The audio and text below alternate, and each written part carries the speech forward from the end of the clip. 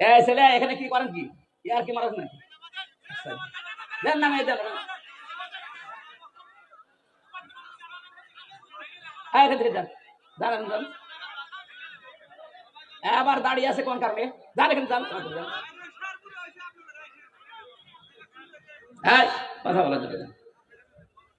আমরা চাই 15.5 বছরে যে অপরাধ করেছেন আপনি তো জানেন কি করেছেন। আপনার কলমের খোসায় কত মানুষের উপরে চেয়ারে উঠতে পারে না, এর নিচে নেমে গেছে। তার কি ক্ষতি করে দিলেন বলেন? অথচ আপনি জানতেন যে সব যোগ্যতা আছে। বিশ্ববিদ্যালয়ে যারা ফার্স্ট ক্লাস ফার্স্ট হয় তাদেরকে শিক্ষক হিসাবে রেখে দেয়, শুধু আপনার কলমের কারণে হয়নি। এই যে বিশাল ক্ষতি সারা দেশে যারা দায়িত্বে ছিল 1628টা চেয়ারে, এগুলো সব জালেম। বিশেষ করে 1628টা চেয়ারে যারা ছিল এগুলোর প্রত্যেকটা জালেম। আর কিয়ামতে এদের বিরুদ্ধে মামলা দেবে আল্লাহ নিজে, কারণ জালেমের বিরুদ্ধে মামলা হামজার না। আমিরে জামাত বলছে আমরা সত্যিকারের অপরাধীদের শাস্তি চাই, উনি সাধারণ ক্ষমা ঘোষণা করে করুক। আমরা যদি কিছু নাও বলি, জালেমদের বিরুদ্ধে মামলা সরাসরি দেবে কে?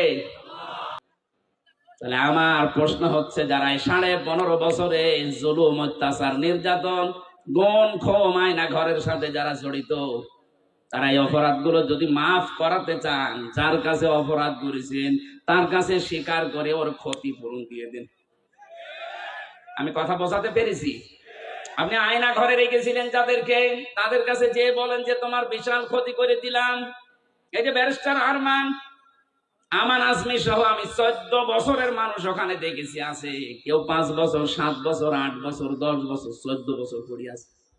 এত বড় বড় নখ হয়ে গেছে, চুল দাড়ি গোপ, মনে হচ্ছে কেউ জঙ্গল থেকে বেরিয়ে আসতেছে।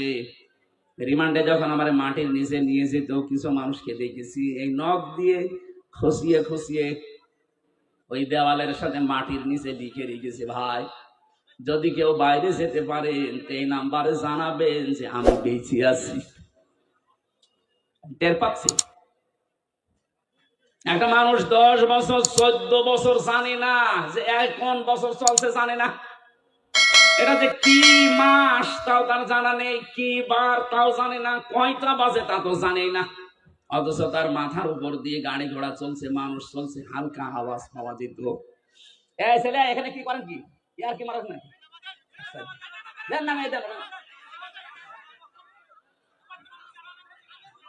এখান থেকে যান দাঁড়ান যান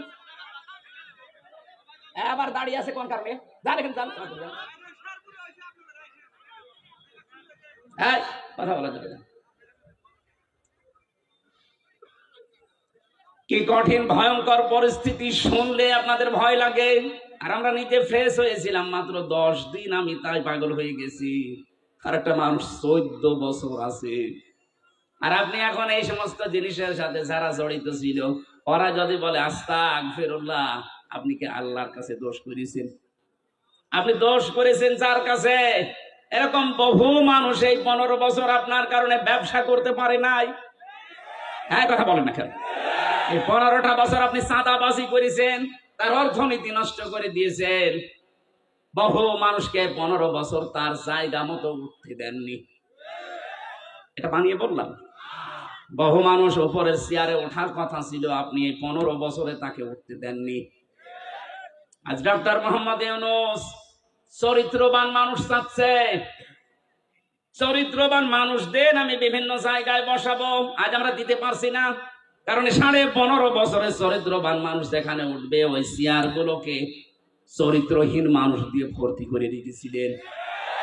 মানুষগুলোকে তো উঠতে দেননি, এরা জায়গা মতো যাবে কি করে? এদের যে বিশাল ক্ষতি করে দিলেন 15.5 বছরে, এখন কাবার গিলাফ ধরেও যদি বলেন আস্তাগফিরুল্লাহ, জীবনও মাফ হবে না। মাফ হওয়ার একটা পদ্ধতি আছে, যে মানুষগুলোর ক্ষতি করে দিলেন জীবনের, এদের এই জীবনের ক্ষতিপূরণ দেওয়া লাগবে। আমি আশা করছি আমার কথার ইঙ্গিতে আপনি বুঝেছেন যে কি ক্ষমা কি করে চাওয়া লাগে। অপরাধ করেছেন একজনের কাছে আর মাফ চাচ্ছেন আপনি আর একজনের কাছে। এক ওসি পেয়েছিলাম জেলখানায়, আমার বলছে হুজুর দেখেন তো আমার তওবাটা কেমন করে হয়ে গেল। কি এই যে নির্বাচন কেন আমি বাইরে ছিলাম, আমার যে কনস্টেবল আছে, আমার যে এসআই আছে, এসআই আছে, দারোগা আছে, যা এদেরকে নিয়ে আমি আল্লাহর রাস্তায় ভোট কাটা আরম্ভ করলাম। রাত 12টার পর থেকে কোরআন শরীফ আমার সামনে এইভাবে বলছি, আমি ফাঁসির কন্ডেম সেলের ভেতরে আছি, উনি আমার সাথে দেখা করতে এই তাওবা শোনাচ্ছে যে আমি তাওবা করেছি, আমারটা কি হয়েছে। রাত 12:30টার পর থেকে আমরা আরম্ভ করলাম ফজরের আগ পর্যন্ত আল্লাহর নামে ভোট কাটতে কাটতে ফজরের আজান দিয়ে দিল, সব কমপ্লিট করে বাক্স জায়গা মতো পাঠিয়ে দিলাম। এবার গোসল করলাম, ওযু করলাম, 2 রাকাত নফল নামাজ পড়ে বললাম আস্তাগফিরুল্লাহ। হুজুর আমার এই তাওবা হয়েছে না। আপনি তো আল্লাহর কাছে দোষ করেননি, আপনি দোষ করেছেন হামজার কাছে। এ মানুষটাকে এমপি বানাতে 3.5 লাখ থেকে 4 লাখ হামজার রায় লাগে, কথা বলছেন। আর আপনি একা একা সব রায় দিয়ে দিলেন। আপনি যার জন্য দিয়েছিলেন সে তো পালিয়েছে, কিন্তু আপনার কি হবে? সবচেয়ে ভয়ঙ্কর কথা হচ্ছে আপনার এই 15.5 বছরের ভেতরে যারা ভোট দিতে পারে না এমন অনেক মানুষ মারা গেছে, তাদের কাছে আপনি মাফ চাবেন কি করে? এটা সবচেয়ে ভয়ঙ্কর কথা। বেশি আছে যারা বাড়িতে বাড়িতে গিয়ে বললেন যে আপনার ভোট আমি দিয়েছিলাম, আপনি কিছু মনে করেন না, অন্তত এক একটা ভোট দিতে পারেননি, 10,000 করে টাকা দেবো, তাও তো সে মাফ করে দিতে পারে। কিন্তু যারা মরে গেল, কব্বরে আছে, তাদের কাছে আপনি মাফ চাবেন কি করে বলেন? এই যে বিশাল ক্ষতি করে ফেললেন, এই ক্ষতিপূরণ আপনি কিভাবে তুলবেন বলেন তো? এরকম ক্ষতি দেশে অনেকের হয়নি। মাফ নাই চাওয়া চাই জীবিত মানুষের কাছে, মরে গেছে মাফ চাবেন কি করে? কি করলেন বলেন আপনি? এখন নিজের কি ক্ষতি করলেন? এরকম ক্ষতি যেন সামনে কেউ আর না করেন। অনেকে এরকম ক্ষতি করার জন্য মশানে বসে আছে যে দাঁড়ান, থালা হাতে আগে পায়। এই জন্যই তো বিচার ব্যবস্থায় যারা আছে শক্ত হওয়ার জন্য আহ্বান জানাচ্ছি। এমন বিচার করবেন আন্তর্জাতিক অপরাধ ট্রাইব্যুনালে, কিয়ামতের আগে যেন কেউ আটকে ওঠে মানুষ, তাছাড়া এটা বন্ধ হবে না। কথা বুঝতেছেন? আমার কথার সারাংশ এই মেয়েটা যেমন অপরাধ করার পরে, অনুশোচনা করার পরে বিচার নিজে নিয়ে এরপরে মারা গেছে, তার জেনা করা যাবে না। জেনা আছে না নেই দেশে? এখন এই যে যারা ধরা পড়ছে, এগুলোর প্রকাশ্য ভিডিও, অডিও, জেনা সব প্রকাশ পেয়ে যাচ্ছে। আপনি চিন্তা করেন, 80 বছর 85 বছর বয়স, তার হাতের জেনা, মুখের জেনা, বাকিটা নাই নাই বললাম। কোথায় নেমেছে তার চরিত্র বলেন তো? জেনা থেকে বাঁচার জন্য একটা ঔষধ বলছি, যেহেতু সবার জীবনে যৌবন আছে, আসতে পারে এরকম, আল্লাহ পাক নিজেই 2টা ঔষধ দিয়েছেন, আজকে থেকে আপনি প্রয়োগ করবেন। সূরা নূর 30 নম্বর আয়াত, লিল মুমিনিনা ইয়াগুদ্দু মিন আবসারিহিম ওয়া ইয়াহফাযু ফুরুজাহুম যালিকা আযকা লাহুম ইন্নাল্লাহা খাবীরুম বিমা ইয়াসনাউন। আমি যুবক মানুষ, আমি সহ যত মানুষ এখানে আছি, এই শাস্তি কিন্তু ডবল হবে যদি জেনা আপনার জীবনে থাকে। 1 নম্বরে, হে নবী আপনি মুমিন না পুরুষদেরকে বলেন তারা যেন চক্ষুনি নিম্নগামী করে রাখে পরনারী থেকে। তাহলে আজকে থেকে ওষুধটা অ্যাপ্লাই করবেন। পরনারী দেখলেই চোখ নিম্নগামী হয়ে যাবে, সে যত সুন্দরী হোক আর কালো হোক। কথা বলেন না কেন? 2 নাম্বার, ওয়াহফাজু ফুরুজাহুম, তাদের লজ্জা স্থানকে তারা যেন হেফাজত করে। এই 2টা কাজ যদি আপনি করতে পারেন, যালিকা আযকা লাহুম, এইটাই সবচাইতে পবিত্র পন্থা। আপনাকে বাকিটা আল্লাহ করবে। আমি সহ যারা আছি আজকে থেকে পরনারী, সে মোবাইলে দেখেন, কম্পিউটারে দেখেন, আর চোখের সামনে দেখেন, যেখানেই দেখবেন চোখ নিম্নগামী হবে না, আরো খুলে রাখবেন। বলেন। সুতরাং এই মুহূর্তে যাদের মোবাইলে এরকম কিছু আছে যেটা দেখলে আনন্দ লাগে, অন্য কেউ দেখলে লজ্জা লাগে, এই মুহূর্তে ডিলিট করা লাগবে।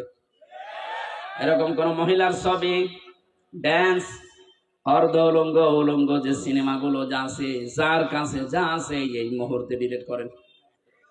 করেন করেন, তাড়াতাড়ি করেন, 30 সেকেন্ড সময় দিন। নেন। না না, ওয়াজ কিসের? ওয়াজ শুনতে এসেছি, এক্ষুনি আমল করা শুরু করা। অন্তত এখন যদি লজ্জায় কেউ নাও করেন, বাড়ি যাওয়ার সময়, বাড়ি যাওয়ার আগে সব ডিলিট করে বাড়ি যাবেন, কারা কারা হাত তোলেন তো? এই দেখেন উল্টা পাল্টা লোক এখানে আছে, আমি জানি। এই, যারা আছে বাড়ি যাওয়ার আগে এগুলো শেষ করে যাবে। জেনা থেকে বাঁচা এটা আল্লাহর রহমত ছাড়া সম্ভব না, বিশেষ করে আমাদের যে জামানা চলছে এখন, তো প্রত্যেকটা জায়গা জেনা দিয়ে পরিপূর্ণ করে দিয়েছে, বিশেষ করে 15.5 বছরে যা করেছিল। কথা বলেন ঠিক কিনা? জাতিকে আমাদের বাঁচাতে হবে। আমি বলছিলাম, মেয়েটা ডাক দিয়ে বলে, হে রাসূল, আমি যেহেতু জেনা করে ফেলেছি, এখান থেকে যদি মুক্তি পেতে হয় তাহলে যে শাস্তি আছে আল্লাহর কোরআনের, ওইটা প্রয়োগ করেন।